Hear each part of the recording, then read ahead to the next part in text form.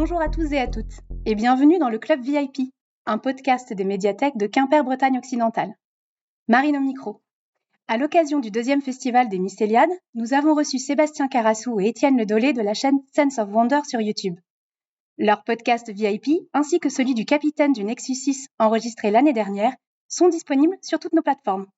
Toujours dans le cadre des Mycéliades, je suis aujourd'hui en compagnie d'Estelle Faye, qui, comme elle le dit elle-même, boit trop de café, travaille tard dans la nuit et fréquente des gens étranges. La preuve. De temps en temps aussi, elle écrit des histoires. Bonjour Estelle. Bonjour. Nous sommes très honorés de t'avoir avec nous à Quimper pour ce 2e festival des Mycéliades. Je suis très contente d'être ici. En plus, c'est la première fois que je viens à Quimper. Et de ce que j'ai vu, vous avez une super jolie ville. Mais bon, on me l'avait déjà dit. C'est très gentil à toi. Surtout que des jolies villes, des jolis espaces, tu en connais certains, tu en écris aussi beaucoup. Ouais, après, ça dépend ce qu'on entend par joli pour certains trucs. C'est vrai. Les nuages de Magellan, c'est un peu moins dans le joli, mais ton pari, le pari que tu mets en scène dans Éclat d'If, par exemple, il y a quand même une ambiance, une atmosphère, il y a quelque chose. Disons que c'est un Paris post-apo. En même temps, bien démoli, quand même, bien reconstruit, complètement surpeuplé. Et il y a quand même toute l'âpreté du post-apo, vraiment. Maintenant, c'est un Paris aussi où il y a des anciennes cultures, des anciennes versions de Paris qui remontent un peu à la surface. Et il n'est pas joli, il est détruit. On voit bien que la vie y est dure et tout. Mais malgré tout, je me suis dit, qu'est-ce qui reste une fois qu'on a tellement perdu? Et aussi peut-être des choses qui sont pas assez mises en avant de nos jours. Donc mine de rien, même si c'est un pari super dur et où objectivement, je pense qu'on serait beaucoup à pas aimer forcément vivre, il y a des choses dedans qui me font plaisir quand même. Et donc notamment la place accordée dans ce pari-là au livre, à la culture, à l'imagination. Donc voilà, c'était un peu le défi de faire rêver avec un Paris quand même objectivement glauque, objectivement détruit, objectivement démoli. Alors, on est rentré dans le vif du sujet directement sur ton imaginaire. Pardon. Mais non, mais c'est je t'ai aussi posé la question. Mais du coup, là, ta dernière petite phrase, ça me fait penser un peu, c'est un peu une définition de ce que tu fais, des choses qui te font plaisir, mais il y a un peu de glauque, il y a un peu de tout. Est-ce que tu peux nous parler un petit peu de toi? Alors, je commence par où? Parce que là, c'est compliqué. Tu commences où tu veux. On t'écoute. En gros, alors je suis devenue autrice un peu par hasard, mais j'ai toujours voulu raconter des histoires. Et vraiment, les romans que j'écris, c'est essentiellement de l'imaginaire. J'ai pas fait exprès, en fait. C'était pas une décision consciente, genre, je devais écrire de l'imaginaire. Mais, depuis toute môme, en fait, je lis tout et notamment, je lis beaucoup d'imaginaire. Ma mère est une grande fan de SF. Donc, je pillais sa bibliothèque quand j'étais déjà toute petite. J'ai lu Cristal qui songe très jeune. J'ai lu Le Monde des Nonas beaucoup trop jeune. Je comprenais rien, je trouvais ça génial. Après, quand je l'ai relu objectivement, quand on comprend, je trouve que ça perd un peu de son charme. Mais voilà, c'était mieux quand je comprenais pas tout. C'est bien, mais quand je comprenais pas tout, c'était mieux. Et puis donc, voilà, j'ai toujours beaucoup lu. Et les histoires que j'invente, naturellement, elles vont vers les genres de l'imaginaire en général. Et peut-être aussi parce que j'ai toujours aimé les romans qui font voyager, qui amènent ailleurs, quel que soit cet ailleurs. Que ce soit dans l'espace, dans un monde de fantaisie, dans un 18e siècle avec des monstres pour Ouijigo. Donc, c'était un peu naturel pour moi d'aller là-bas, en fait. Voilà. Et après, c'est des voyages qui sont, surtout quand j'écris en adulte, qui parfois vont vraiment vers le sombre, vers le glauque, qui flirtent parfois avec l'horreur un peu parce que j'aime bien. J'aime bien parler des monstres aussi. Mais tu n'as pas fait que écrire des romans, tu écris aussi des pièces de théâtre, tu travailles dans le cinéma, tu as été actrice. C'est quand même un parcours multiple. Alors déjà, j'ai l'impression quand on travaille dans la culture, donc moi, autrice, j'ai beaucoup de chance. Et c'est mon seul métier maintenant, depuis environ 8 ans. Mais quand on travaille dans ces métiers-là, dans les métiers de la culture en général et de la création en particulier, de toute manière, tous ceux que je vois qui à mon âge tiennent encore là-dedans, à moins d'être vraiment né au bon endroit, c'est vraiment au bon moment avec une cuillère d'argent dans la bouche, qui n'est pas mon cas, on passe par plein de métiers en fait. On a des parcours qui sont jamais rectilignes, qui voilà où on doit toujours s'adapter, se réinventer et tout ça. Donc parce que c'est le jeu aussi quoi. Et puis aussi, moi j'ai toujours eu des histoires dans la tête, j'ai toujours voulu les raconter, mais pour plein de raisons, je me voyais pas écrire des livres. Donc c'est pour ça que je suis allée vers le théâtre. Déjà parce que je pense que ça s'entend, j'aime parler, j'aime voir des gens, j'aime bouger. J'aime pas rester enfermée chez moi, ce qui pour une autrice c'était pas forcément ça me paraissait pas forcément compatible. Et puis mine de rien aussi prendre le temps, me poser chez moi toute seule pour écrire un livre. Ça me paraissait quelque part un peu trop ambitieux ou un peu trop de quel droit j'allais faire ça en fait. De quel droit moi qui avait besoin quand même de gagner ma vie, j'allais prendre du temps pour juste me poser à mon petit bureau et écrire un livre. Et c'est vrai que ce qui m'a débloqué là-dessus, donc, c'est que j'ai écrit une nouvelle dans une anthologie sur les dragons chez Kalman Levy. J'ai répondu à un appel à texte, un peu par hasard, et parce que je m'ennuyais à la fin de mon école de ciné. Et là, il y a un éditeur qui l'a remarqué et qui m'a dit que je devrais écrire un roman. Et on a commencé à parler de mon premier roman. Et en fait, j'ai écrit mon premier roman en ayant déjà signé sur un synopsis et en ayant déjà une deadline pour l'écrire. Et c'est vraiment ça qui m'a débloqué. Je me suis dit, là, ok, c'est un vrai travail quelque part. Donc, je peux me permettre de prendre ce temps-là pour écrire. Et après, à peu près tous mes romans, je les ai signés sur synopsis, justement avec des deadlines, où au moins j'avais un éditeur qui l'attendait très, très, très fort. Et il y a un roman qui est différent. C'est le roman que je me suis permis de faire à côté pendant 14 ans. Donc, ça fait pas mal. Et suite à plein de choses, donc il y a un grand roman maritime auquel j'ai beaucoup rêvé, que j'ai travaillé pendant 14 ans à côté de tous mes autres livres. Et celui-là, au contraire, c'est le seul que j'ai pas voulu signer en amont. Et je me suis permis justement de prendre tout le temps dont il avait besoin, en fait. Et c'était un peu différent, mais c'était comme un luxe que je lui accordais parce que lui, il en avait vraiment besoin. Alors, dans l'imaginaire, tu as testé un peu, presque à peu près tout. Fantasy, SF, fantastique, et puis une variété de genres, de sous-genres. On en discutait avec Jeanne, que les auditorices connaissent, puisque c'est notre spécialiste des mondes de l'imaginaire à la médiathèque Alain Gérard. Donc on a du space opéra cyberpunk avec les nuages de Magellan, on a des enquêtes post-apo avec l'éclat de givre, on a de l'historico angoissant avec Luigi, de la fantaisie à poudre romance avec les Bohènes. Enfin voilà, t'as écrit plein de genres comme ça. Est-ce que tu as envie de tester tout ou est-ce que c'est de l'inspiration? En fait, c'est à la fois, je trouve que les genres de l'imaginaire, c'est super grand, c'est super libre, donc autant profiter de cette liberté à fond. Et puis les histoires qui me viennent dans la tête, elles me viennent dans plein de genres différents, sous plein d'aspects différents. Par moment, c'est que je vais vraiment avoir envie de jouer dans un genre particulier, en fait. Pour le space opéra, c'est venu d'une demande pour une anthologie qui s'appelait Avenir radieux, fallait écrire des futurs positifs. Donc voilà, quand on connaît en plus mon goût pour le glauque, c'est pas forcément simple. Et je me suis dit, pour moi, un futur positif, c'est forcément dans l'espace, en fait, parce que c'est ça qui me fait rêver, parce que donc mes parents, ils sont profs de physique et passionnés d'astrophysique. Et donc, ils m'ont fait rêver à ça depuis que je suis toute petite, en fait. Et voilà, et c'est ça qui me fait rêver, c'est l'espace, c'est les romans de voyage, et quelque part, le voyage ultime, c'est ça, en fait. C'est l'espace. Donc, je vais écrire ça. Et j'ai écrit ça, donc, pour cet Anto, Avenir radieux. Et puis après, il y a une nouvelle collection que monte Stéphanie Nico chez Scrinéo. Elle fait du space opéra et du space opéra d'aventure. Elle me dit, écoute, t'as pas envie d'écrire un livre pour la collection parce que j'ai lu ta nouvelle et c'est exactement le genre de feeling que je cherche. Et c'est là que je me suis mis à réfléchir à ce qui est devenu les nuages de Magellan. Et aussi, en discutant beaucoup avec Stéphanie, souvent, en discuter, ça m'aide à construire mes livres. Ou pour les Seigneurs de Bohème, en fait, là, c'est venu d'une envie qui était celle de faire un gros pavé de dark fantasy bien sombre, comme ceux que j'adorais lire sur la plage quand j'étais ado et que j'avais une vie. Et voilà, et c'était vraiment ça. C'était qu'est-ce que moi j'ai à écrire comme gros pavé de dark fantasy bien sombre à lire sur la plage l'été, si c'est notre truc de lire des livres sur la plage l'été et qu'on a le temps. Donc c'était une envie de m'amuser en fait dans certains genres et de voir ce que moi j'avais à dire dedans. Et en même temps aussi en mettant des choses qui me manquent. Les Seigneurs de Bohème, c'est aussi venu vraiment à la fois donc de cette envie d'écrire dans ce genre que j'adore, et en même temps, c'est un genre où on voit beaucoup des rois, des empereurs, des nobles. Et moi, ce qui me fait rêver depuis que je suis toute môme, donc c'est les gens qui font la révolution, c'est les révoltes, c'est l'histoire des peuples que j'ai découvert notamment grâce à ma grand-mère de Limoges, donc qui m'a fait baigner dans l'histoire de la grande grève des porcelainiers de 1905 et tout. En dehors de Limoges, je sais que ça parle pas à beaucoup de monde, mais enfin, vous pouvez saisir l'idée, quoi.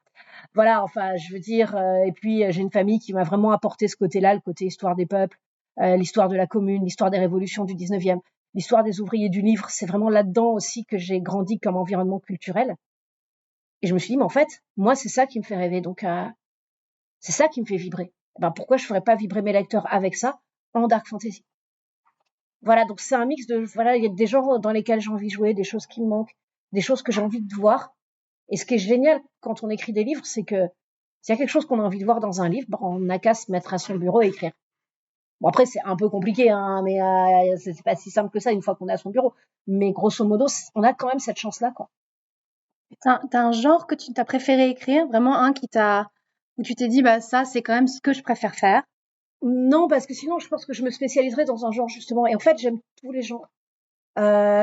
j'aime passer de genre en genre. Justement, j'ai pas envie de me spécialiser dans un genre. Parce que comme ça, chaque livre aussi, c'est une nouvelle aventure. Après, il y a des choses que j'aime beaucoup. J'aime beaucoup l'espace. J'aime beaucoup le post-apo. J'adore aussi écrire avec des bases historiques. J'adore tout ce qui est univers sombre. Voilà, il y a plein de choses que j'aime en fait. J'aime la fantaisie quand elle va gratter un peu plus loin justement que la surface. Enfin, je n'arriverai pas à me dire là, je vais plus écrire que dans un genre dans toute ma vie.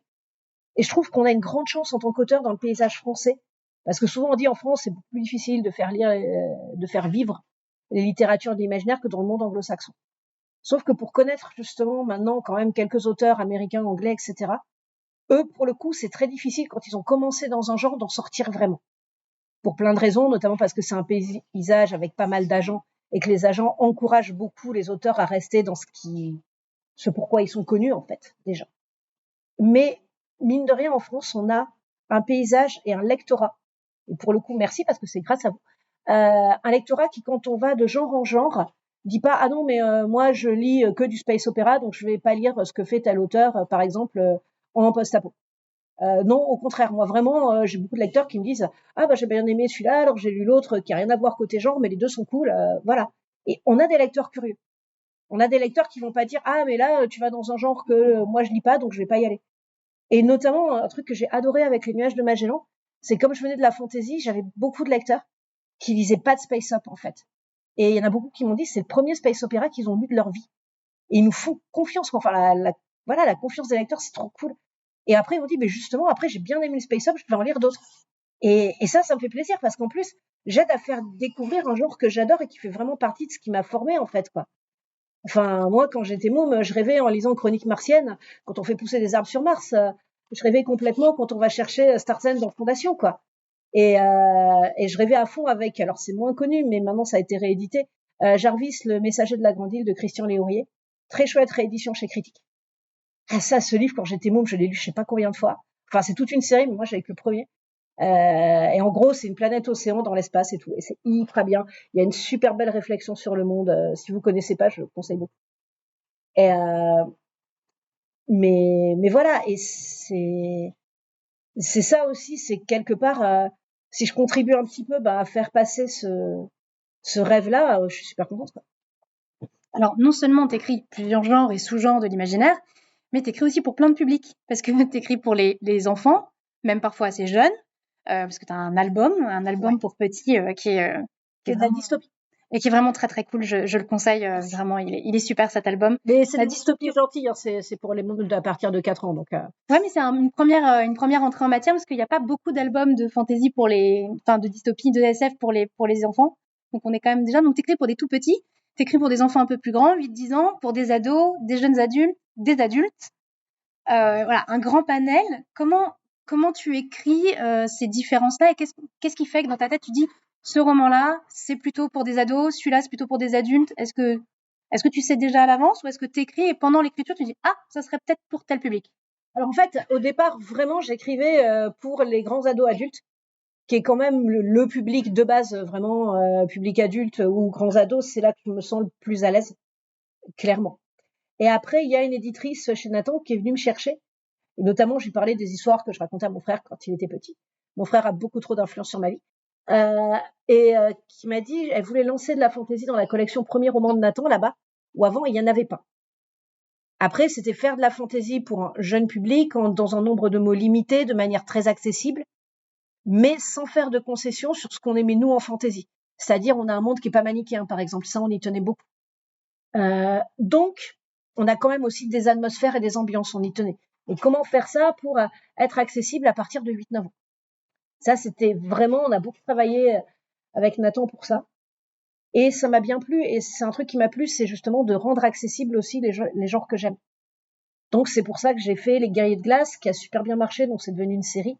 Et après, donc, on a fait une deuxième série qui est Les Magies de l'Archipel. Donc là, le 4e tome vient de sortir. Et voilà, ça, c'est aussi un travail que j'aime beaucoup. D'entraîner des plus jeunes lecteurs dans les mondes de l'imaginaire et déjà de rendre ça accessible, de rendre accessible tout ce que j'aime dedans à un plus jeune public en fait.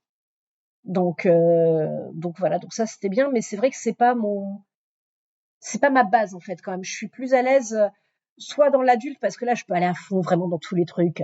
Voilà, enfin gore, glauque et hardcore et tout. Je peux écrire des romans d'1 million de signes si je veux. 1 million de signes en gros c'est la taille des Seigneurs de Bohème. Je peux pas faire ça pour les 8-12 ans. Et mais voilà. Ça sera ambitieux. Voilà, mais vraiment, je peux avoir un range de personnages énorme. Enfin, je veux dire, là, dans mon pavé maritime que je viens de finir d'écrire en décembre dernier, voilà, j'ai un capitaine donc déjà bien démoli par la vie, qui va sur ses 46 ans. J'ai un ex-pirate de l'ancienne génération qui, lui, en a plus de 60, etc. Et j'ai des persos qui sont encore plus âgés et tout. Et j'ai aussi donc un petit gars de 16-17 ans avec un caractère, on va dire, difficile. Mais voilà, je peux vraiment avoir tout ce panel de personnages qui passent plus difficilement en jeunesse aussi, et c'est normal. Après, ce que j'aime beaucoup quand je fais du young adulte ou de l'ado, c'est le côté roman d'aventure en fait. L'idée quand je fais un roman young adulte, quand je fais un roman ou même comme Hollywood Monsters, c'est vraiment de faire un roman donc très aventure, avec un côté un peu montagne russe, d'émotions, d'action, du suspense et tout, et vraiment facile d'accès, facile d'entrée. Hollywood Monsters, par exemple, c'était vraiment avec mon co-auteur la volonté de parler de ce cinéma de genre, de ce cinéma de monstres qu'on aime, d'une manière qui soit accessible à tous les lecteurs qui peuvent lire du roman un peu costaud, quoi, de cette taille. Mais donc, c'est ça aussi que j'aime beaucoup dans la littérature ado, c'est vraiment ça, en fait. Ou young adulte, c'est cette accessibilité-là.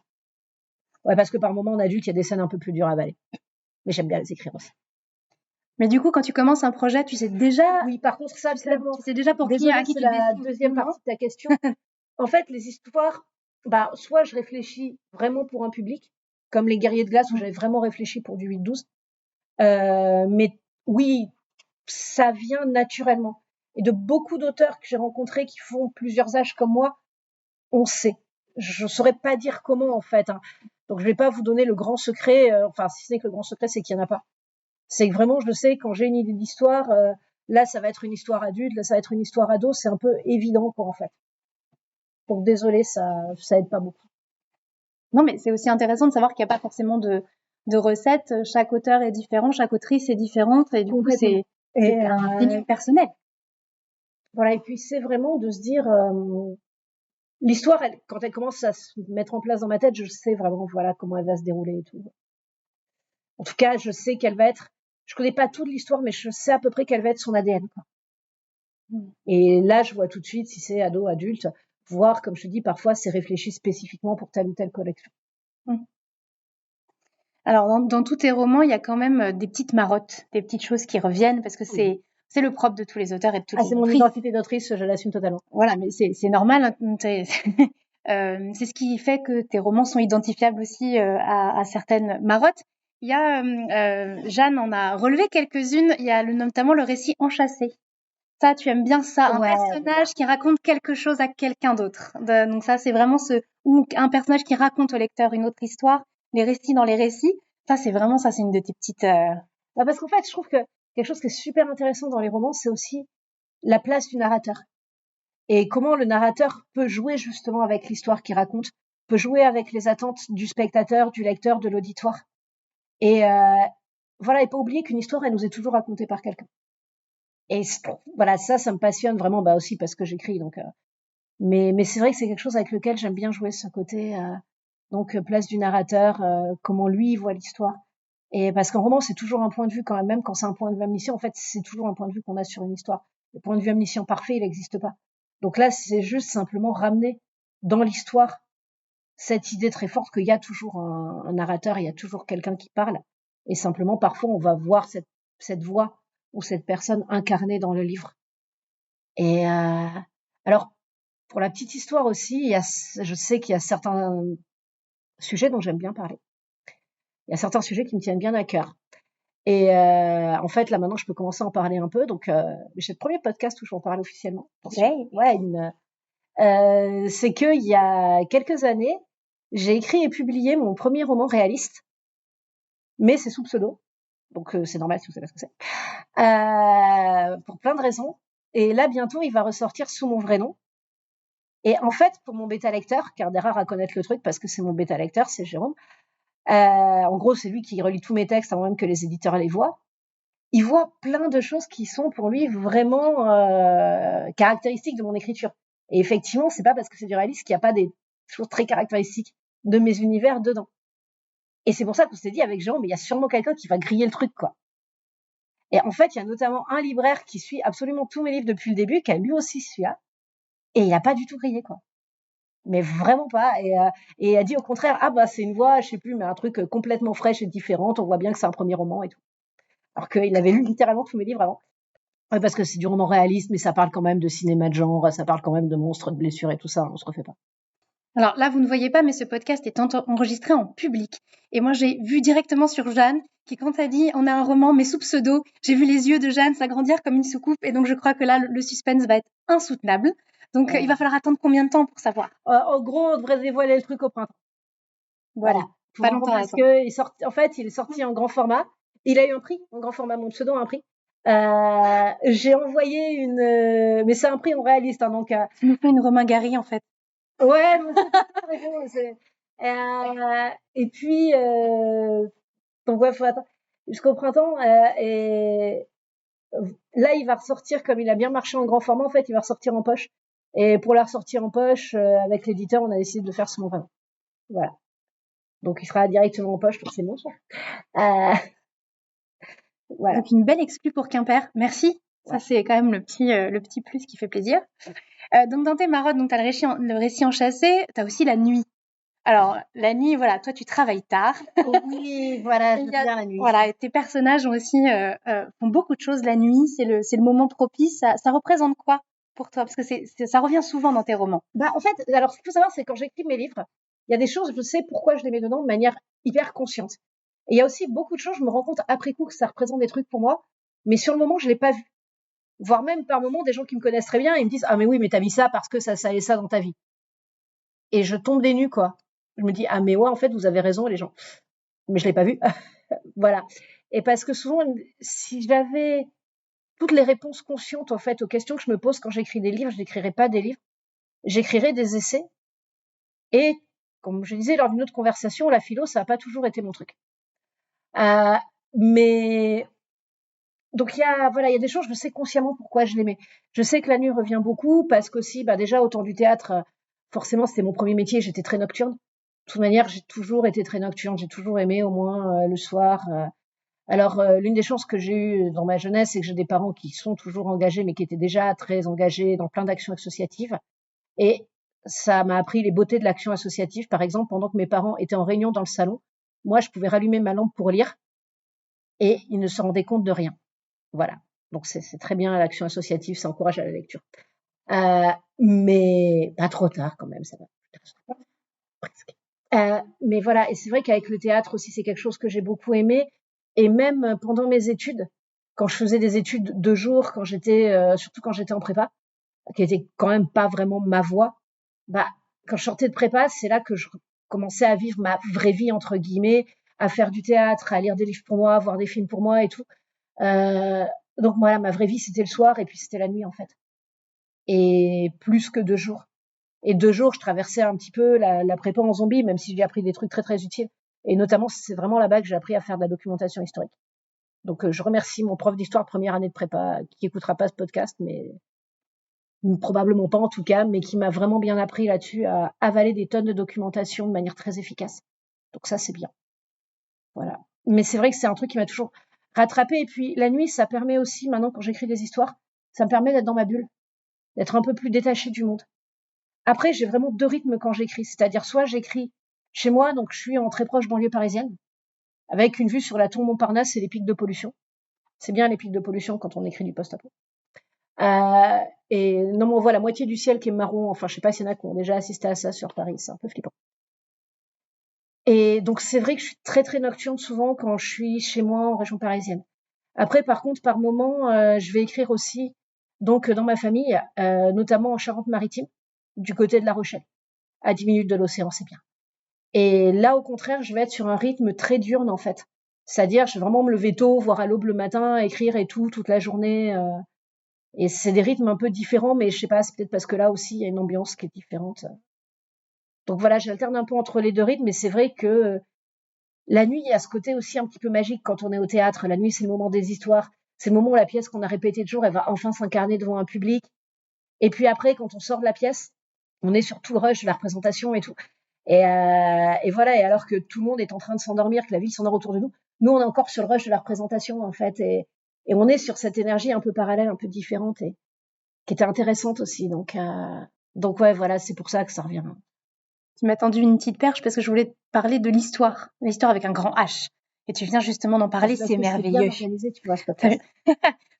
L'histoire, ça revient. Il y a plein de tes romans qui se passent dans des périodes historiques particulières. Comment tu les choisis et comment tu les travailles? Parce qu'en fait, ça demande du travail d'incarner une période historique dans laquelle on n'a jamais vécu, qu'on ne connaît pas.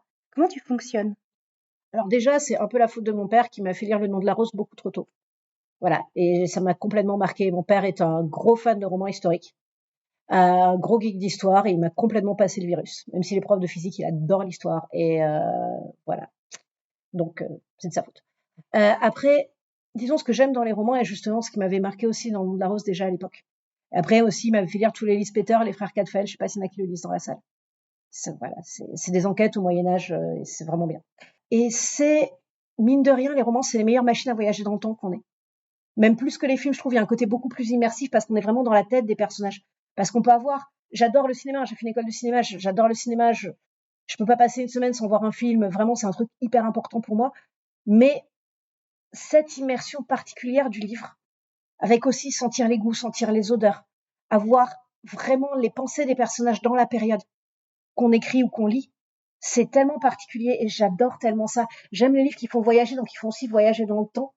Après aussi, j'adore continuer à apprendre des choses dans ma vie et jamais arrêter d'apprendre des trucs.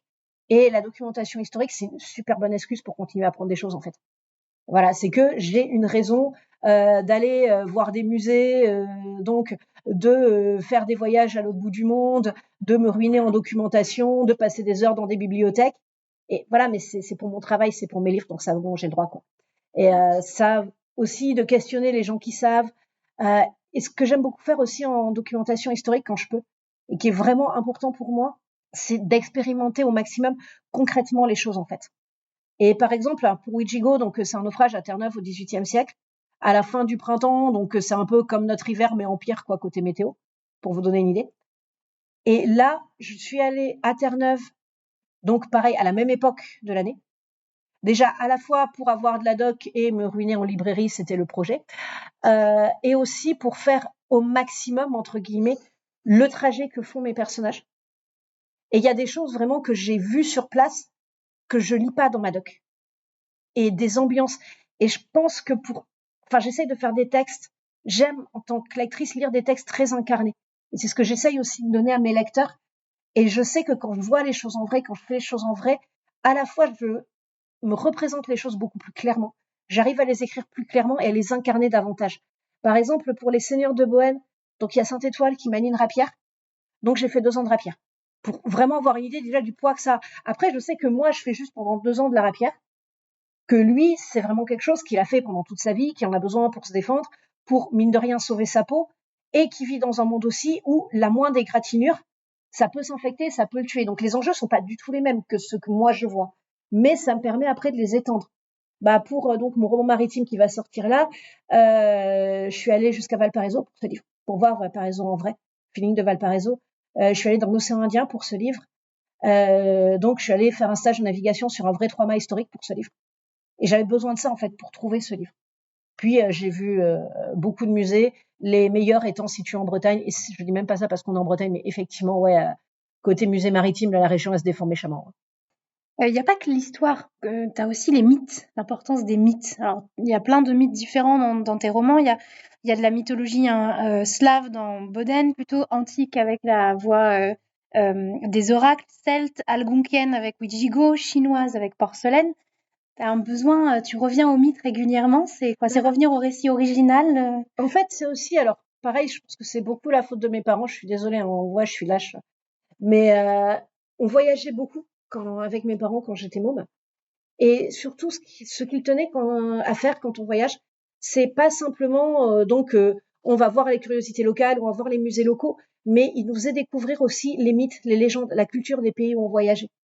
Et cette manière plus globale, en fait, de découvrir un pays, de découvrir une partie du monde, aussi par sa culture, aussi par ses mythes, de montrer que ça fait partie du monde autant finalement que les pierres, que les châteaux, que les vestiges, que les spécialités culinaires.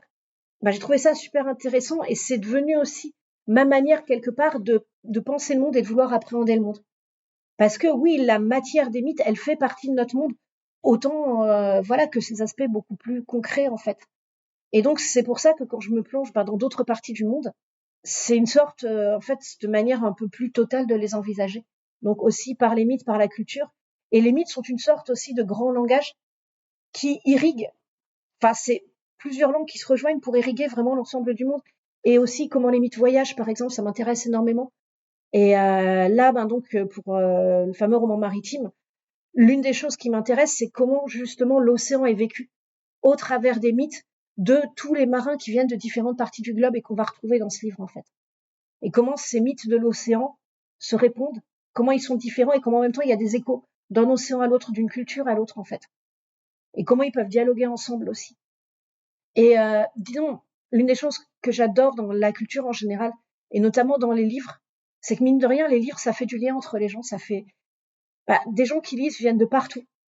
Et depuis que je suis autrice, j'ai pu discuter de livres avec des gens qui ont des parcours hyper variés et hyper incroyables et des gens que je n'aurais jamais rencontrés sans doute si j'étais restée juste dans ma banlieue parisienne, quoi. Et c'est ça aussi que j'adore, c'est que les histoires créent du lien entre les êtres et on est dans une période où il y a tellement de choses en plus qui veulent nous pousser au repli sur nous-mêmes, chacun dans sa petite case et tout, voilà. Et justement, ce lien que créent les histoires entre les êtres, entre les hommes, me semble en plus important que jamais. Et c'est vraiment essentiel, peut-être encore plus de nos jours, de mettre ça en avant, en fait. Cette manière de communiquer. Alors, tu parles de communiquer, c'est marrant, ça me fait penser à ce que tu racontais. Donc, tu lisais des histoires et tu inventais des histoires pour ton petit frère. Tu es inspiré dans la révolte par ta grand-mère de Limoges. Ton père t'a donné le goût de l'histoire et tu construis des vaisseaux spatiaux avec ta maman. Ouais. Voilà. Ouais, c'est une histoire de famille, en fait. C'est pas qu'une histoire de famille, en fait, c'est une histoire de rencontre. Parce que maintenant aussi, je travaille énormément avec mon groupe d'écriture. Où à la base, il y a Jérôme, c'est mon bêta lecteur, c'est un peu mon deuxième frère aussi, Jérôme. Enfin, voilà, c'est que j'ai rencontré au temps du théâtre. Après, on a fait du combat libre ensemble, le sacré des liens. Et mais voilà, et c'est aussi tous les gens que je rencontre. Enfin, j'ai mon groupe d'écriture qui est super important pour moi, et on discute beaucoup entre nous. Et il y a beaucoup d'idées de livres et qui viennent de ces discussions-là. Il y a des livres qui vraiment prennent leur véritable ampleur grâce aux discussions que j'ai avec des éditeurs, avec mon groupe. Les discussions avec les lecteurs aussi m'ont énormément apporté, m'ont énormément fait évoluer. Donc pour moi, c'est pas tant une histoire de famille, surtout que je suis la première qui écrit dans ma famille, pour l'instant la seule. Sinon, c'est des scientifiques les autres. Hein. Mais mes parents sont des gros lecteurs. Et enfin, à peu près tous sont des gros lecteurs, sauf mon frère. Et peut-être de ma faute parce que je lui ai tellement raconté d'histoires qu'il n'est pas allé assez en chercher dans les livres. Mais il a plein de qualités.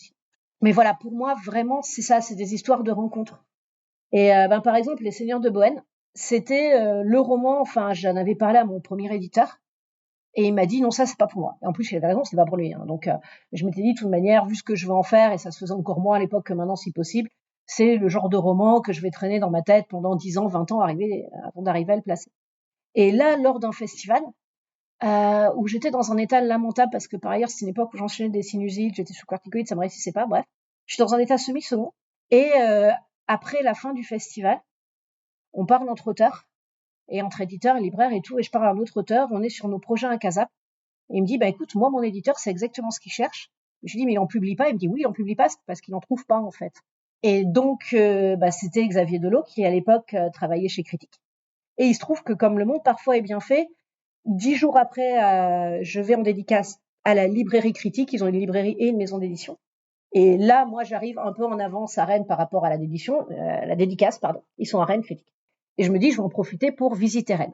Et après, j'ai genre 2 heures pour visiter Rennes. Je fais un petit tour, je vais faire ma dédicace. Sauf que là, en fait, quand je suis entrée dans la librairie, en gros, il y avait les 2 éditeurs qui m'attendaient. Et puis, il y a Xavier qui leur a dit, en fait, j'ai parlé de ton livre à Simon et Eric. Donc, ils veulent en discuter avec toi. Ok, d'accord. Et j'avais moins l'habitude quand même de discuter comme ça au pied levé de mes projets à l'époque. Maintenant, ça va, mais à l'époque, c'était quand même un peu... Et donc, on est allé au café à côté, au fond du café à côté, où il n'y avait pas trop de monde.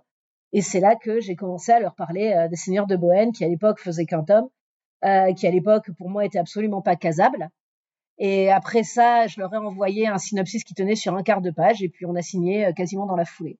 C'était un peu miraculeux et ça s'est super bien passé et donc voilà, le roman a très bien marché. C'est pour ça aussi qu'il y en a eu un deuxième. Il y a des gens qui me demandent un troisième maintenant, mais là, je trouve qu'il fonctionne vraiment bien en duo. Peut-être qu'un jour plus tard, je reviendrai dans ce monde, mais ce sera pour aller dans une autre époque de ce monde. Donc là, vraiment, pour moi, quand même, fonctionne bien en diptyque. Le diptyque, il est assez fermé. Voilà. Du coup, être autrice, c'est tout sauf un métier solitaire. Bah, ça dépend des gens, en fait. Il y a des gens qui sont des super solitaires. Et je connais des auteurs qui restent chez eux, font leur roman vraiment tout seuls, et après vont l'envoyer aux éditeurs. Et moi, c'est pas ça, en fait. Vraiment, à la base, oui, j'aime parler aux gens, j'aime être dehors, j'aime bouger, j'aime rencontrer des gens. Et pour moi, voilà, ma manière de le vivre, c'est quelque chose complètement enfin voilà, de relationnel, de travail collectif, de travail d'équipe. Mais c'est ma manière de le vivre aussi, quoi. Et c'est vrai que j'aime bien travailler avec des éditeurs chez qui je peux m'investir un peu plus que juste pour l'écriture du roman, quoi. Par exemple, Rajo, j'aime bien bosser avec eux parce que on parle aussi beaucoup de comment faire vivre le roman ensemble, de la communication autour du livre, de comment on va l'amener en festival, etc. Donc ça, j'aime beaucoup pouvoir m'investir aussi comme ça, en fait, pour mes livres, de suivre vraiment, de m'impliquer dans la vie de mon livre, au-delà de juste, je rends mon manuscrit, je corrige mon manuscrit et puis je rentre chez moi en écrire un autre, en fait. Et c'est vrai que j'aime beaucoup aussi discuter avec les lecteurs, voir comment, justement, eux, ils vivent l'imaginaire. Pas seulement comment ils parlent de mes livres, mais c'est discuter de l'imaginaire en général. Et vraiment, il y a des choses que j'ai découvertes, des réflexions que j'ai pu mener plus loin grâce à des discussions avec les lecteurs. Donc c'est aussi super important, quoi. Pour moi, en tout cas, parce que c'est vraiment ça qui me nourrit, en fait, en tant qu'autrice. Mais encore une fois, on a tous des manières différentes de fonctionner. Je connais pas deux éditeurs qui travaillent pareil, quoi. Voilà. Donc Stephen King dit, pour lui, écrire porte fermée, corriger porte ouverte. Ouais, non, pas pour moi, hein. Donc tu fais quand même, tu testes des morceaux de tes manuscrits avant d'avoir tout fini, tu fais des allers-retours. Mais moi, c'est pire. C'est-à-dire qu'en général, quand même, un livre, dès le début du livre, j'en parle déjà avec un éditeur. En général, tous mes livres, j'en ai discuté avec un éditeur avant même de commencer à les écrire. Et même mon roman maritime, qui était un peu différent, en fait, j'en avais discuté avec une première éditrice il y a plus de 11 ans maintenant. Et après, j'avais écrit une première version sur laquelle elle m'avait fait un retour incroyable. Je me souviens, elle était à Bourges, on était allé dans un petit café de Bourges, du centre de Bourges, qui est très historique. Et en fait, quand j'ai eu son retour sur ma première version, j'ai vu l'ampleur que pouvait prendre ce livre. Et puis, c'est une éditrice qui a eu un gros accident, qui a un gros souci de santé après, qui a plus jamais pu reprendre l'édition. Donc, c'est vraiment dommage. On a perdu une très, très grande voix de l'édition. Et puis, elle, quand même, elle s'en est remise, mais c'est vrai qu'elle peut plus travailler comme avant et c'est vraiment plus quelqu'un d'exceptionnel. Elle m'a fait entrevoir ça, en fait. Et après, quand j'ai réfléchi, elle m'a fait entrevoir un livre beaucoup plus grand que celui que moi, je pouvais faire avec ma petite expérience, donc, de l'époque. Et donc, j'ai continué à travailler dessus au travers de mes autres livres. Je savais aussi, j'avais fait une petite liste de la documentation qui me manquait, de ce que je voulais voir, etc. Donc, Valparaiso, etc., tout ça. Et puis, c'était un peu en sommeil parce que je trouvais jamais le bon moment pour le prendre. Et après avoir fait Ouijigo, donc je parle à Gilles Dumay, l'éditeur d'Albin Michel, et Gilles Dumay essaye de me donner ce que moi, j'ai jamais eu et que j'arrive pas à tenir, c'est-à-dire un plan de carrière. Je suis nulle pour les plans de carrière, chaque fois que j'en fais, il casse. Et donc là, Gilles me dit, parce que Gilles, il est très carré et tout, en fait. En gros, il a une dégaine de vieux punk, mais dans sa tête, il est méga carré, quoi, Gilles. Et moi, c'est l'inverse. À ma tête, c'est le chaos. Mais c'est pour ça que j'ai beaucoup aimé travailler avec lui sur Ouijigo, mais il me dit, là, en gros, maintenant, surtout toi qui as un côté cinéma, faudrait que tu penses à une histoire un peu plus réduite et tout, qu'on puisse adapter au ciné. Et en plus, il a totalement raison sur le plan de carrière, j'aurais dû faire ça. Et donc, je commence à écrire une histoire juste fantastique de nos jours, le truc vraiment effectivement très très ciné-compatible et tout. J'avance hyper lentement. D'habitude, quand j'écris, ça vient facilement. Après, je corrige beaucoup. Mais l'écriture, voilà, je me mets à mon ordi, j'ai pas de syndrome de la page blanche, j'ai pas à faire plein de rituels pour me mettre dans le mood. Là-dessus, j'ai vraiment de la chance parce que je fais pas exprès, mais en gros, je suis à mon ordi, j'écris, quoi. J'ai tout le temps de l'inspiration, en fait. Bon, après, il faut mettre de l'ordre dans tout ça, c'est plus compliqué, mais voilà. Et là, sur cette histoire, pourtant, j'avais fait un beau synopsis et tout, mais j'ai avancé super lentement. Et j'arrive, je suis à un gros tiers de l'histoire, en gros, et je sens qu'il y a un truc qui cloche, donc j'appelle Jérôme, mon bêta lecteur, et je lui fais lire tout le temps des bouts et puis des textes complets et tout, et là, je lui dis, écoute, je t'envoie parce que soit cash avec moi parce que là, je trouve qu'il y a un truc qui ne marche pas. Et Jérôme, après, donc, lit très vite parce que c'est Jérôme et qu'il est merveilleux. Et il me rappelle et dit, on dirait un mauvais roman blanche que t'as pas envie d'écrire. Je regarde, oui, c'est ça. Et donc je dis, va falloir probablement le mettre à la poubelle. Et après, j'ai la grande chance depuis que j'écris des livres de passer très souvent dans un merveilleux coin de France, c'est-à-dire à la Bretagne. Je suis désolée, je suis devenue fan. Et là, je passe à Rennes, pour un atelier d'écriture et j'en profite pour voir des super amis éditeurs là-bas qui sont des éditeurs trop cool, dont Simon avec qui j'ai fait Les Seigneurs de Bohême, qui maintenant a monté avec Xavier, qui m'a amené chez Critique. Ils ont monté une super maison d'édition qui s'appelle Argile. Si vous aimez l'imaginaire, les bons livres et tout ça, vous allez du côté d'Argile, c'est merveilleux. Voilà. Donc, petit instant promo pour Simon et Xavier. Et donc, on discute des livres qui font de l'imaginaire qu'on aime, de l'imaginaire qu'on veut faire vivre. Et là, je me rends compte en fait que ce que moi je veux écrire, là, tout de suite, dans le TGV du retour vers Paris, que j'ai failli louper comme souvent quand je rentre de Rennes. Mais c'était à l'époque où le métro marchait très bien à Rennes, donc j'ai pu prendre le métro, j'ai pas loupé. Je me rends compte que cette discussion-là, elle fait dire, mais en fait, c'est quoi vraiment ce que je veux faire maintenant? C'est dans quoi que moi je veux m'impliquer? Et oui, j'ai ce projet maritime. Tant pis, il est sans doute pas vendable, il est sans doute trop long, il est sans doute. Mais là, c'est peut-être le moment. Là, c'est peut-être le moment. J'ai les épaules pour le faire. Et si je le fais pas maintenant, je le regretterai toute ma vie. Et voilà. Et c'est pareil, c'est une discussion en fait. Et ça vient de là, ça vient toujours de discussion. Et là, c'est vraiment Simon et Xavier qui m'ont quelque part raccordé en fait avec cette envie que j'avais et qui peut-être aussi m'ont permis. Je me suis autorisée grâce à cette discussion à avoir cette envie-là. Et je savais que je me lançais dans un truc qui était quand même méga ambitieux et qui allait quand même me bouffer beaucoup trop de ma vie. Mais c'était pas grave. Et après, j'ai appelé Jérôme parce que dans ce cas-là, j'appelle toujours Jérôme. Et on en a parlé ensemble. Et il m'a dit mais oui, en fait, c'est là qu'il faut que tu ailles quoi. Et j'écoute Jérôme parce qu'en général, il a raison. Ça fait plusieurs fois que tu dis t'autoriser à. C'est quand même fou quand on est Stelfy de se dire je m'autorise à écrire. Parce que bon là, on n'a qu'une petite partie de ta production sous les yeux, mais c'est quand même déjà conséquent à regarder. Comment on en arrive à se dire il faut que je m'autorise à. Est-ce que à quoi c'est dû cette espèce de culpabilité là qui dit c'est pas tant une culpabilité, mais en fait, là pour le coup, alors très souvent, ce que je vois, c'est que pour le coup, pour plein de raisons culturelles, d'éducation et tout, les autrices, en général, les femmes s'autorisent beaucoup moins de choses que les hommes.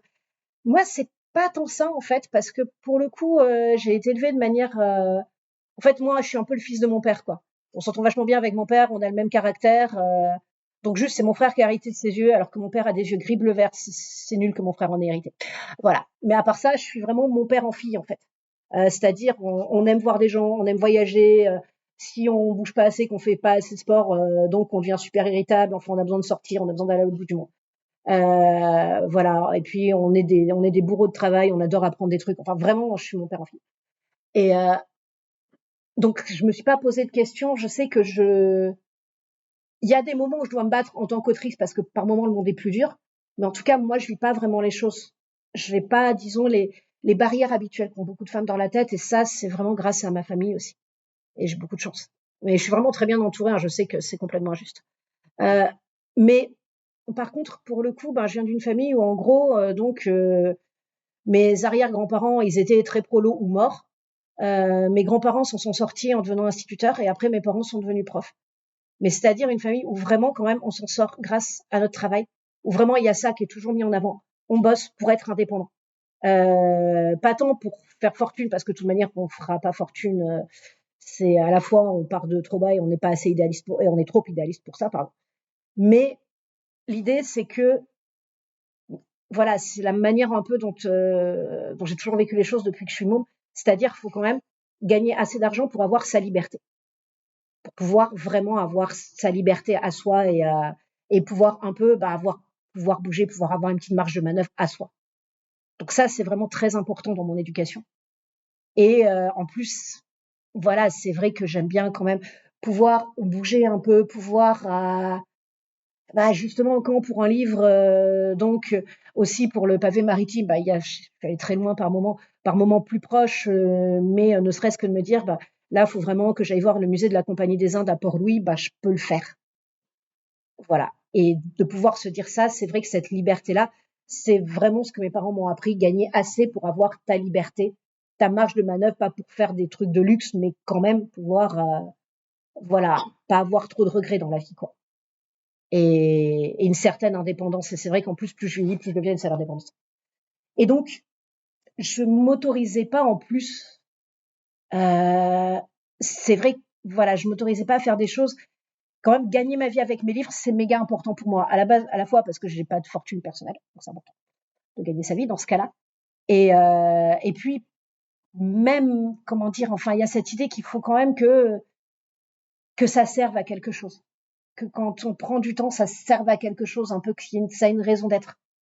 Et je veux dire, j'ai vu mes parents, mes grands-parents, donc, en tant qu'institut, en tant que prof, ils changent la vie des gens, quoi. Même maintenant, mes parents, ils sont à la retraite depuis 10 ans, ils continuent à faire des cours de soutien, à aider plein de monde. Je les vois changer la vie des gens, donc, moi, je peux pas juste écrire à fond perdu parce que ça me fait plaisir.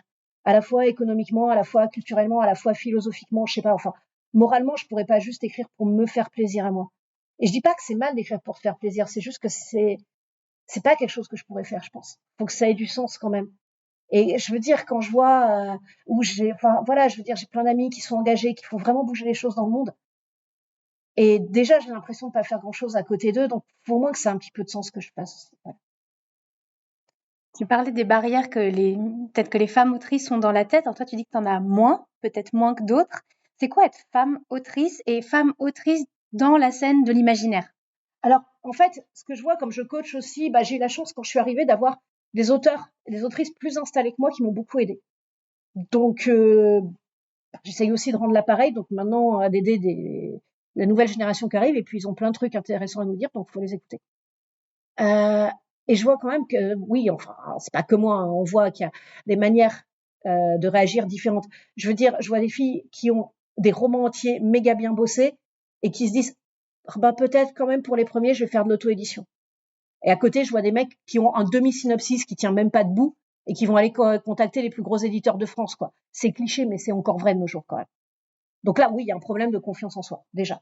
Après, dans l'imaginaire adulte, même quand on n'a pas ce souci-là à la base, et voilà, pour plein de raisons, parce que vraiment, je l'ai pas des masses, on voit bien que quand même, on a des vies différentes, qu'il y a des barrières différentes. Voilà, enfin, mais même j'ai des éditeurs aussi qui m'ont dit, c'est pas que moi, mais que par exemple, pour un livre d'imaginaire adulte, ils ont moitié moins de presse quand c'est une femme que quand c'est un homme, à niveau équivalent. Voilà, enfin, on a moins de mise en place en librairie. C'est simplement, la mise en place, en gros, c'est combien de livres va y avoir en librairie à la sortie du livre. Ou par exemple, quand on fait un roman qui est vraiment un succès, moi, c'était Les Seigneurs de Bohème, et ça, je le vois sur beaucoup de parcours d'autrices et d'auteurs hommes. Une autrice qui fait un roman qui a un succès comme Les Seigneurs de Bohème, le roman précédent, en fait, c'est comme si on n'avait rien fait, ça remet tous les compteurs à zéro. Alors que les mecs, ils surfent. Par contre, ils peuvent surfer dessus. Mais pas parce qu'ils font des choses différentes, là, pour le coup. Moi, j'ai rien fait de différent de mes collègues hommes après Les Seigneurs de Bohème. C'est juste que, par exemple, Les Seigneurs de Bohème, pour l'instant, c'est ma meilleure vente en adulte. Il s'est vraiment très bien vendu. Et après, quand même, j'ai une mise en place pourrie pour le suivant. Alors que les collègues hommes, ils ont une très bonne vente en adulte. Déjà, ils vont avoir des éditeurs qui les contactent pour avoir des plus gros contrats. Moi, en adulte, mes contrats, pour avoir ne serait-ce que l'équivalent d'auteur homme, parfois même moins coté que moi, il faut que j'aille très souvent chercher mes contrats avec les dents et que je les négocie, mais comme c'est pas permis. J'ai pas peur de négocier, mais je vois que c'est plus difficile en adulte de négocier en tant que femme qu'en tant qu'homme. Et par exemple, il y a un éditeur qui m'avait proposé pour un projet par ailleurs très sympa dans une collecte très sympa. Donc on te propose tant d'avaloir, c'est le deuxième meilleur chiffre de la collection après un mec qui vend moins que toi. Enfin, ils disaient pas un mec qui vend moins que toi, ils disent après machin, c'est un mec qui vend moins que moi, quoi. Et pourtant, il me proposait moins qu'à lui. Et en plus, il trouvait que c'était quand même vachement bien. Alors, je fais pas ce métier pour devenir riche et célèbre, mais quand même, au bout d'un moment, être un peu payé à sa juste valeur, c'est bien, quoi. Enfin, voilà. Et il y a ces écarts-là. Et le problème, c'est que ces écarts-là, ça se répercute après sur la production et sur les livres qu'on peut faire. Parce que mine de rien, tout ce qu'on gagne avec nos livres, quand on est auteur, c'est pas simplement l'argent pour payer les croquettes des chats, etc. Donc le loyer de l'appartement ou le train pour Port-Louis, quoi. C'est aussi du temps, parce que la ressource la plus rare dans mon métier, c'est le temps. Et c'est du temps pour écrire. C'est du temps pour se lancer dans des projets plus ambitieux. Et donc, plus un livre va me permettre de gagner ma vie, plus je vais pouvoir me dégager du temps pour me lancer dans un projet plus ambitieux. Et c'est vrai que c'est souvent encore plus facile pour les auteurs hommes, économiquement, de se dégager du temps pour se lancer dans des projets ambitieux. Et après, on dit, ah mais oui, mais quand même, c'est normal. Donc, machin par rapport à machine, lui, ses projets, depuis quelques années, ils sont de plus en plus ambitieux. Bah oui, parce que machine, elle doit faire 2 romans au bout d'un moment pour atteindre la même somme que ce que machin va écrire. Donc, forcément, elle peut pas faire aussi ambitieux. Et ça se répercute, en fait. Et c'est des toutes petites inégalités, mais qui vont se répercuter. Et c'est aussi, par exemple, quand je fais de la documentation, qu'elle soit scientifique ou historique, toujours trouver quelqu'un pour la remettre en cause. Et pour dire, c'est même pas la remettre en cause, c'est en gros, si un lecteur, en général un lecteur homme, donc va trouver dans mes livres des choses qui correspondent pas aux préjugés qu'il a dans la tête historiquement, il va partir du principe que j'ai tort. Par exemple, qu'en plus je parle d'histoire militaire, parce que l'histoire militaire, je suis pas censée y connaître quelque chose, hein, quand même, je suis une femme. Et ça, c'est une des premières critiques que j'ai eues sur Bohème. Donc, Les Seigneurs de Bohème, ça parle du début des armes à poudre et de l'arrivée des armes à poudre en Europe, entre plein d'autres choses, hein. Et aussi, il y a des dragons. Mais vraiment, toute l'histoire des armes à poudre dans Bohème, elle est hyper inspirée, hyper calquée sur l'arrivée réelle des armes à poudre en Europe. Et ça n'a pas été facile, tout le monde n'en a pas eu du jour au lendemain. Il y avait aussi des grosses barrières psychologiques. Par exemple, il y a quand même une époque où le pape donc excommuniait les condottières et qui servaient des armes à poudre. C'est une énorme barrière psychologique. Voilà, et ce que nous apprend l'histoire militaire, c'est que l'aspect psychologique joue énormément en fait dans toute cette histoire-là. C'est pas simplement celui qui a la plus grosse armée, la meilleure technologie qui gagne, c'est pas comme ça. Et donc c'est pas comme ça dans Bohème. Et en plus, ce qu'il faut voir, c'est qu'au début, les armes à poudre, c'est technologique, tout le monde ne maîtrise pas forcément très bien. Donc, il faut aussi arriver à pas se faire exploser soi au lieu de faire exploser l'ennemi, ce qui est encore un challenge. Enfin, voilà, il y a plein de choses qui font que c'est pas arrivé de manière facile, évidente, c'était pas tout le monde qui s'y est mis d'un coup. Et c'est ce qu'on a dans Bohème. Et donc, j'ai un lecteur mec qui, même pas une semaine après la sortie du livre, fait une grosse tartine et est assez suivi sur les réseaux et fait une grosse tartine sur comment forcément on voit que j'y connais rien et que je me fais plaisir en mettant des armes à poudre uniquement quand ça peut être utile dans l'histoire, au lieu d'alala mettre tout le monde au même niveau. Et ça, c'est des questions et ça revient en fait. Et c'est pas que moi en fait. C'est vraiment les femmes qui font de l'historique. On est très peu, on a toujours à répondre de notre compétence. Ou quand on parle de faits scientifiques, on a à répondre de nos compétences, à prouver nos compétences. Et on est beaucoup moins mis en avant pour ça aussi. Parce que moi, des tables rondes sur les sujets féminins, on m'en a proposé plein, et même maintenant, par moments, j'en refuse parce que je veux pas être catégorisée là-dedans. Et je veux dire, par exemple, j'ai fait des sports de combat, donc j'ai fait 2 ans de rapière pour les Seigneurs de Bohème. C'est vraiment des univers que j'aime, que je connais. Je suis rentrée dans mon école de cinéma en faisant un dossier sur l'arme médiévale. Enfin, voilà, je veux dire, j'ai manié des arbalètes, j'ai manié des épées à 2 mains, j'ai manié des mains gauches. Vraiment, j'ai beaucoup réfléchi sur ces sujets-là. Et pourtant, j'ai jamais eu une table ronde sur les sujets en festival, alors que des collègues qui disent eux-mêmes qu'ils n'y connaissent rien et que ce qu'ils écrivent dans leurs romans, c'est juste leur imaginaire et c'est un peu inspiré des pulps qu'ils ont lus, ils en ont lu plein des tables rondes sur les escrimeurs. Et moi, on m'interroge jamais là-dessus. Et donc, ça fait que c'est des aspects de mes romans qui sont beaucoup moins mis en avant aussi. Et donc, ça fait qu'il y a une partie du lectorat qui pourrait, mais ça, qui va pas forcément venir le chercher. Donc, il y a tout ça contre quoi on doit...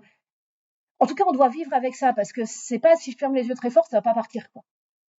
Donc voilà, faut vivre avec ça, il faut se demander comment on va faire pour essayer quand même d'avancer malgré ça.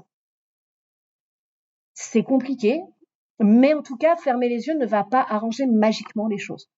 Donc voilà, donc on en prend conscience et on se bat et on avance quand même. Après, il y a des solutions qui pour moi n'en sont pas, qu'on m'a proposées. Par exemple, donc il y a une prof d'université et par ailleurs grande militante féministe et tout, qui m'appelle environ une fois tous les 1 an et demi pour me dire non mais tu sais, ta carrière marcherait mieux si tu avais un pseudo masculin. C'est très mignon parce qu'en plus elle veut vraiment faire mon bien et tout, mais pour le coup, ce qu'on voit dans la fantasy adulte en France, c'est que quand même les auteurs, on est l'une des premières vitrines de communication de nos livres. Moi, je vois l'importance des festivals. Enfin, je suis pas la seule à le voir. Je crois que c'était André-François Réau Mouton qui me disait un auteur qui fait des festivals, il vend 10 fois plus au Mouton qu'un auteur qui en fait pas, quoi. Donc, à l'époque de la sortie d'un éclat de givre. Donc, c'est vrai que c'est super important. Et oui, enfin, j'ai peut-être un côté très garçon manqué, mais objectivement, quand on me voit, je suis pas un mec, quoi. Voilà. Donc, de toute manière, c'est pas quelque chose qu'on peut. Voilà. Enfin, c'est pas quelque chose ni de tenable ni que j'ai envie de tenir, parce qu'en plus, si on se met tout à prendre des pseudos masculins, on fera pas avancer les choses, quoi. Donc au bout d'un moment, faut se battre avec avec le monde donné, pas le nier et quand même pas se renier pour autant. Et oui, c'est compliqué, mais enfin, de toute manière, on a décidé d'écrire des romans, en plus des romans d'imaginaire en France, donc on n'a pas essayé de se faciliter la vie. Hein.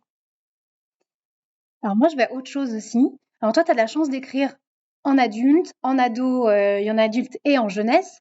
Mais moi, j'ai quand même l'impression qu'il y a cette tentation. Alors je sais pas si c'est des éditeurs, si c'est du monde littéraire, tu me diras peut-être, mais de systématiquement, quand un roman est écrit par une femme, un roman d'imaginaire est écrit par une femme, de le mettre plutôt dans la publication ado, alors pas forcément enfant, mais au moins ado, jeune adulte, ce label un peu flou qui parfois est utilisé comme ça. Il y a un exemple très concret qui me vient en tête, une autrice américaine de fantasy connue, vraiment très connue aux États-Unis et maintenant en France, publiée chez un éditeur dont il y a le mot jeunesse dans la maison d'édition, donc elles sont quelques-unes, mais là il y a vraiment le mot jeunesse écrit en gros. Et ça, c'est ces ouvrages qui sont publiés avec un énorme macaron moins de 18 ans collé sur la couverture. Et je regarde ça et je me dis à quel moment vous vous dites pas qu'il y a un problème et que c'est peut-être pas le bon endroit pour publier cette autrice. Disons, il y a deux choses. Déjà, il y a quand même la tentation. Ce qu'il faut savoir, c'est que, et alors là, pour le coup, tout auteur, homme, autrice confondu, la jeunesse et l'ado, pour plein de raisons, se vend beaucoup mieux que l'adulte en imaginaire. Vraiment. C'est voilà, enfin, en imaginaire, je crois les Seigneurs de Bohème, on doit être à peu près à 4000 ventes en grand format. En imaginaire, en grand format, c'est incroyable. C'est vraiment des ventes qu'il n'y a pas beaucoup de gens qui atteignent. Je veux dire, en young adulte, donc voilà, enfin, j'ai dépassé les 10 000 ventes, là, je crois, sur déjà, je crois qu'on a plus de 12 000 avec les Guerriers de Glace, par exemple. Et c'est une bonne vente, mais c'est pas une vente extraordinaire, c'est pour vous donner une idée des chiffres. Et c'est bien, c'est très bien, mais c'est pas extraordinaire, quoi. Je veux dire, 12 000 avec les Guerriers de Glace, enfin, c'était au dernier comptage, ça va un peu plus monter. Mais voilà, c'est bien, mais c'est moins, dans le milieu, c'est, comment dire, c'est moins exceptionnel, paradoxalement, que 4000 ventes avec un grand format adulte. C'est pour vous donner une idée des chiffres. Et beaucoup d'auteurs qui en vivent, notre modèle économique, entre guillemets, c'est vraiment nos œuvres jeunesse qui financent, entre guillemets, l'écriture de nos romans adultes. Moi, clairement, le temps que je prends pour écrire mes livres adultes et ce que je me paye en documentation pour mes livres adultes, mis à part le cas des Seigneurs de Bohème, qui vraiment, en plus, là, j'avais un contrat très, très sympa. Oui, parce qu'en plus, il faut savoir, les éditeurs bretons, ils font des contrats cool, avec lesquels on peut vraiment gagner de l'argent pour ces livres. Mais c'est pas une blague, en plus, hein, c'est vrai. Ils vont croire qu'on t'a payé vraiment pour faire que de la pub sur la Bretagne. Je vous jure que non, je vous jure que non. Quand même, comme j'avais un contrat vraiment cool, ça fait partie de ce qui m'a vraiment permis de me professionnaliser économiquement, je veux dire, mais c'est quand même vraiment rare. Et donc le modèle économique de base, c'est vraiment ce qu'on publie en jeunesse qui finance, entre guillemets, nos publications adultes. Mais là, pour le coup, qu'on soit des hommes, qu'on soit des femmes, enfin, je veux dire, quel que soit, c'est très rare qu'un roman adulte nous rapporte vraiment plus que ce qui nous a coûté en temps. Et puis, je veux dire, c'est quelque chose, par exemple, que le syndicat national de l'édition, le syndicat des gros éditeurs, a oublié dans sa dernière étude quand il parle des droits d'auteur. Voilà, je pense qu'il y en a qui ont vu passer cette étude. C'est que nous, quand même, sur nos droits d'auteur, bah, déjà, on paye des charges et c'est bien normal, mais je paye aussi, bah, quand je travaille chez moi, je paye le chauffage de mon appartement, je paye l'électricité de mon ordinateur. Accessoirement, je paye mon ordinateur. Voilà, donc mes droits d'auteur, c'est pas mon argent de poche que j'ai en plus du reste de ma vie, quoi. Donc bref. Donc tout ça pour dire que ouais, il faut quand même financer de fait la vie courante pendant qu'on écrit. Et c'est beaucoup la jeunesse qui permet ça. Donc il y a la tentation pour les éditeurs de se dire un livre qui est un peu à la limite, on sait qu'il a beaucoup de chances de mieux se vendre si on le place en jeunesse ou si on le place en young adulte. Faut être honnête là-dessus. Il a cette chance-là. Donc on va être tenté. Voilà. Après, c'est vrai aussi qu'il y a beaucoup moins de sexisme en young adulte. Donc c'est beaucoup plus facile pour une femme d'être en young adulte. Non mais vraiment, hein, ça me repose la jeunesse là-dessus. Et ça me donne des goûts de luxe en même temps parce que après, je suis habituée à être considérée comme un être humain, donc non mais faut pas. Hein, mais donc il y a cette tentation et je la comprends aussi. Et c'est vrai que moi, ma vie serait beaucoup plus facile si je faisais que de la jeunesse et du IA. Franchement, hein, c'est simplement que j'ai des histoires adultes, elles sont là, elles veulent sortir. Donc il y a cette tentation. Et il y a aussi le fait qu'on réduit beaucoup les femmes à la jeunesse. Bah par exemple, dans une présentation, on a râlé, elle a été enlevée, mais je fais un podcast avec 3 auteurs qui s'appelle Procrastination. Et en gros, il y avait marqué dans une présentation qu'avait fait donc un organisme d'imaginaire qui parlait de notre podcast, il y avait et Estelle Faye écrit des livres pour enfants. Alors j'avais écrit encore moins de livres vraiment pour petits mômes que maintenant. Je crois que j'étais au début de la série des Guerriers de Glace, j'ai même pas fait les Magies de l'Archipel. Donc j'avais fait essentiellement de l'adulte et du young adulte, quoi. Mais c'était Estelle Faye écrit des livres pour enfants et c'est tout. On est très facilement ramené à ça, en fait. Bah, par exemple, je veux dire, des collègues adultes, et très cool, hein, mais voilà, quand je parle d'Olivier Gay en imaginaire adulte, il y a tout le monde qui dit, ah oui, bien sûr, Olivier Gay qui fait voilà, de la fantaisie, qui bastonne bien et tout. Et alors qu'Olivier Gay, il fait plein de jeunesse. Et il le fait très bien avec un super bon esprit, hein, mais juste, il y a un peu ce deux poids, deux mesures, quoi, en fait. Donc, pareil, c'est compliqué. Après, moi, j'ai une solution très simple là-dessus. Bon, là, deux solutions. Petit 1, je râle. Je râle très facilement. C'est très breton et très sain. Mais non, mais mine de rien, c'est très bête. Mais oui, pas avoir peur de râler, ça permet quand même aussi beaucoup plus facilement de faire son chemin dans le monde de l'édition qui reste un monde assez dur, quoi. Et en même temps, quand on râle, c'est pas que pour nous, c'est aussi pour le bien de nos livres et pour que nos livres aussi vivent mieux, en fait. Et l'autre aussi, j'avoue que en ce moment, en plus, le gros avantage que j'ai, c'est que ce que j'ai envie de faire en adulte, objectivement, comme je vais de plus en plus souvent dans des scènes qui vont du côté du roman d'horreur et tout, je pense qu'il y a certaines scènes qui de toute manière passeraient tellement pas en jeunesse là pour le coup, parce que après aussi, il y a un autre problème maintenant en jeunesse, mais ça, on sort un peu de l'imaginaire, c'est qu'il y a des éditeurs qui vont en tout cas marketer avec plein de codes de littérature jeunesse des romans qui n'en sont pas et des romans qui là pour le coup ne doivent pas se retrouver en collection jeunesse. Notamment, je sais pas si vous avez entendu parler de tout ce qui est dark romance et tout. Et tu vois, quand tu me fais penser à moins de 18 ans en collection jeunesse, c'est ça en fait, c'est que j'adore écrire de l'horreur, j'adore écrire des trucs sombres et même il y a des passages voilà, qui vraiment sont, j'espère, enfin pas de la sucrerie dans mes romans adultes, quoi. Parce que j'adore écrire ça aussi et parce que pour moi, voilà, quand je présente Witchigo avec sa jolie couve bien sombre, son résumé bien sombre, on se doute qu'a priori ça va pas être un joli moment dans un champ de fleurs, quoi. Mais il y a un pacte de lecture du roman adulte qui est que je vous présente un roman adulte en plus assez sombre, vous êtes prêts à aller assez loin avec moi. Et parce que vous êtes des adultes. Alors un môme ou un très jeune ado qui se forme, là quand même faut faire gaffe.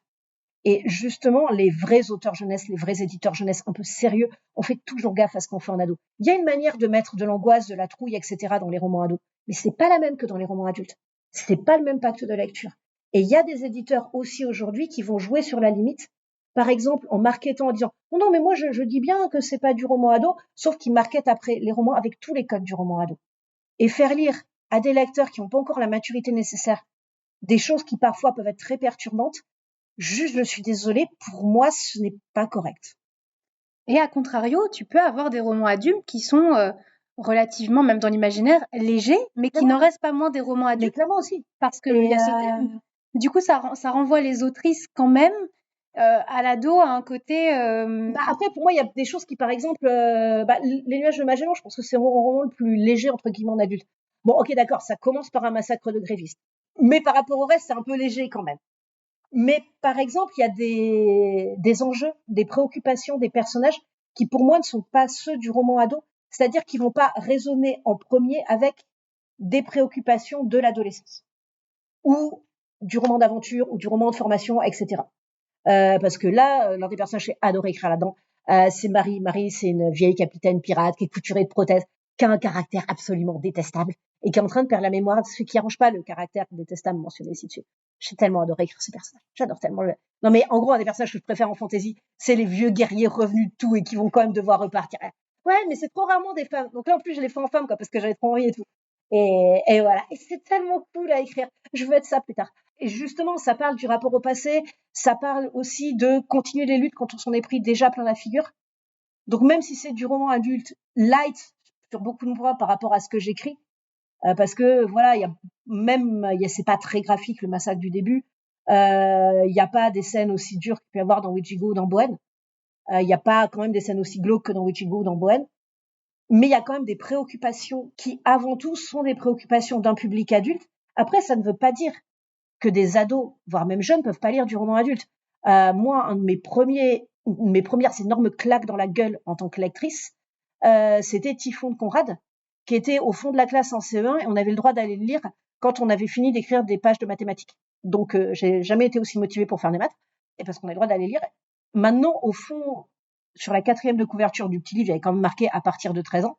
Bon, et puis, ça reste Typhon de Conrad, donc c'est de la littérature dure. Mais déjà, je savais que j'allais pas lire quelque chose. Je savais que c'était déjà un roman pas tout à fait de mon âge. Donc, j'étais prête à ça. J'étais préparée à ça.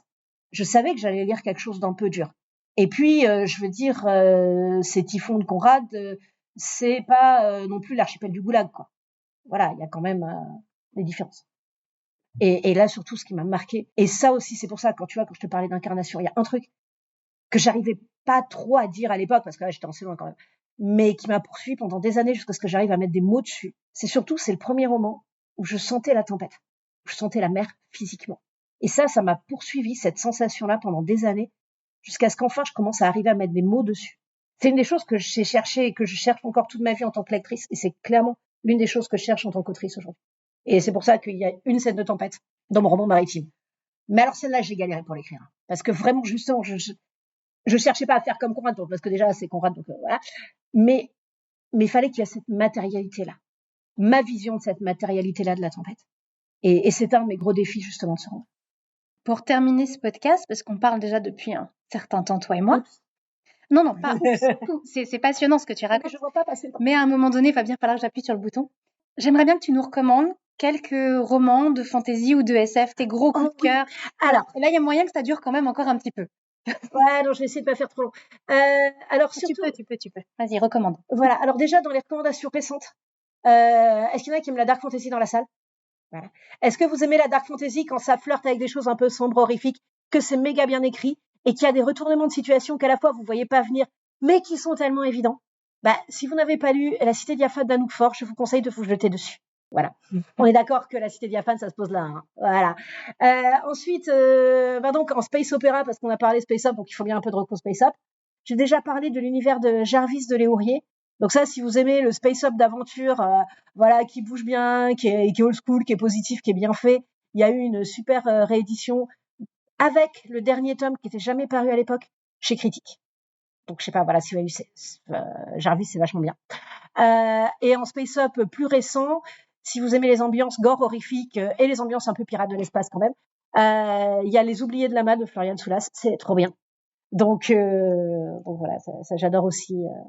Est-ce que je fais encore du récent ou du grand classique? Récent ou grand classique? On fait comme tu veux. Ce qui tes coups de cœur, tes trucs qui sortent. Mes trucs qui sortent. Donc après, si en plus classique quand même, mais parce que c'est moins connu, mais c'est des œuvres qui m'ont beaucoup marqué. Donc, alors je sais qu'en France, elle a du mal à être connue, mais les romans d'Hélène Keuchner, et notamment À la pointe de la paix, ça parle hyper bien d'escrime. Et c'est de la fantaisie sans magie, ce qui est très intéressant, et de la fantaisie à taille humaine.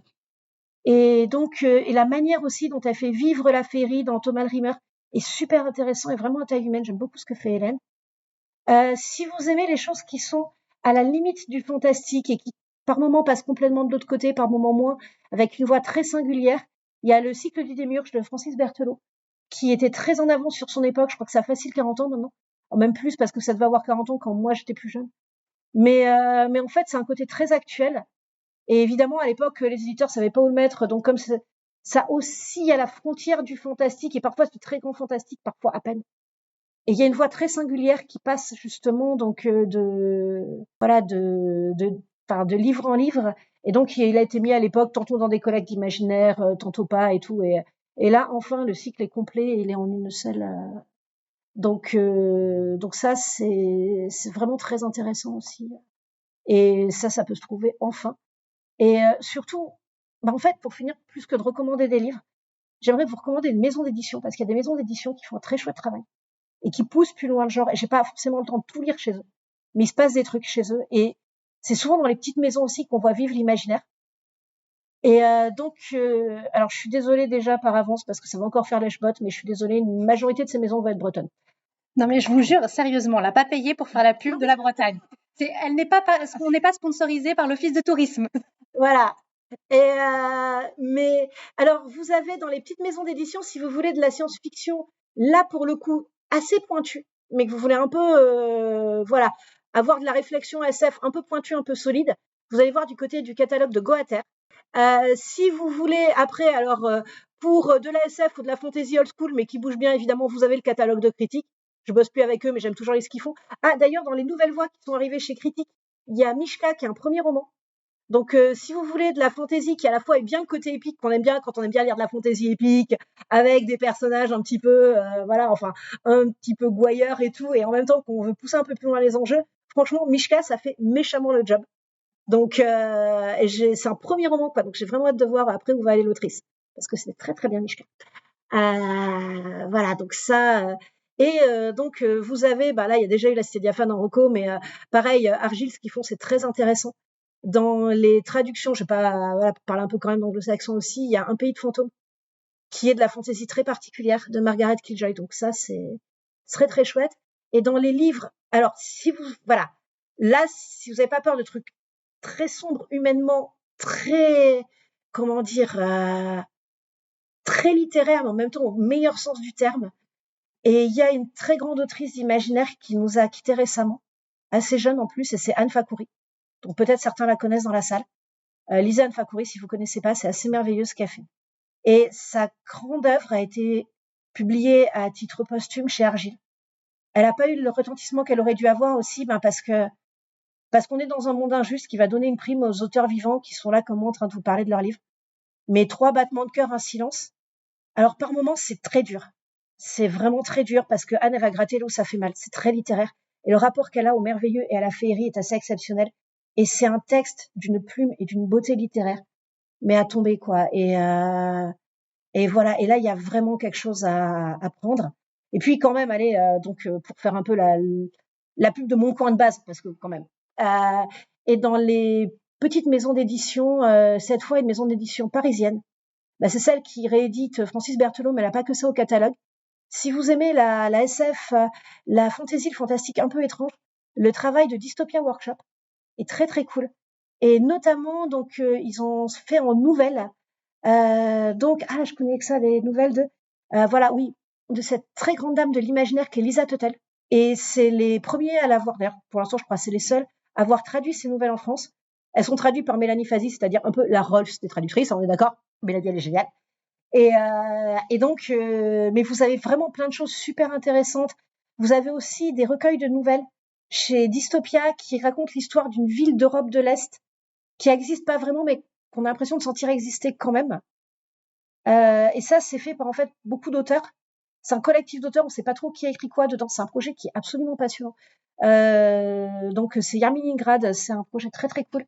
Et donc ça, c'est Disto. Et si vous aimez les trucs un peu étranges, vous avez aussi le recueil Cru de Luvan, qui est une autrice belge avec une nouvelle. La première, c'est une histoire de brise-glace. Et là, pour le coup, on sent on sent le froid, pardon. On sent la glace, on sent la rouille. C'est très très bien cru. Et donc ouais, Dystopia, il faut aussi un très très chouette boulot.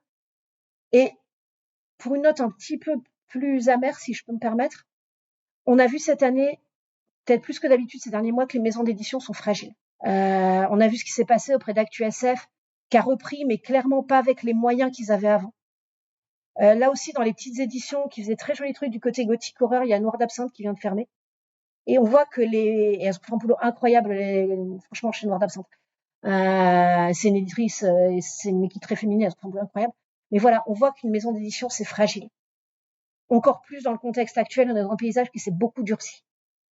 Donc, si vous voulez à la fois faire des super découvertes en imaginaire et quand même aussi aider à ce que tout le monde ait la possibilité de faire des super découvertes de voix différentes demain.